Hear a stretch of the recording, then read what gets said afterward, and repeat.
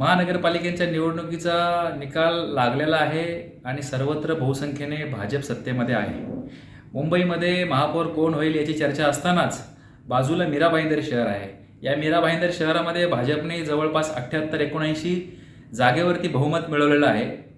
परंतु याच मीरा भाईंदर शहरामध्ये एक उत्तर भारतीय नेते कृपाशंकर सिंग येऊन म्हणाले होते की या ठिकाणी उत्तर भारतीय महापौर बसवू, आणि त्यावेळेस देखील आम्ही विरोध केला होता. मुंबईच्या महापौर पदावरून देखील वादंग माजलेला आहे. मुंबईचा महापौर मराठी होईलच, परंतु त्यासोबतच मीरा भाईंदर महानगरपालिकेवरती मराठी महापौरच बसेल. आणि जर कोणी उद्दामपणा माजोरटेपणा जर केला तर गाठ मात्र मराठी माणसाची आहे. विषय ज्यावेळेला महापौर पदाचा येतो, जसं एकीकरण समितीने जे सांगितलं, आम्हीही त्याच भूमिकेवर ठाम आहोत की मीरा भाईंदरचा महापौर हा मराठीच असला पाहिजे. कारण शेवटी हे महाराष्ट्रात आहे ना, सो तिथला पहिला अधिकार भूमिपुत्रांचा आहे. आणि तुमच्या पक्षातही अनेक भूमिपुत्र आता निवडून आले, तर त्यांना न्याय द्या.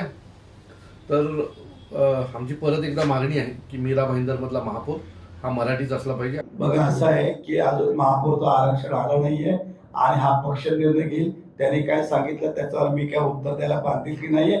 माझा पक्षाचा जो निर्णय असेल तोच महापौर असेल. लोकशाही मराठी ऐका, पहा, जागरूक रहा.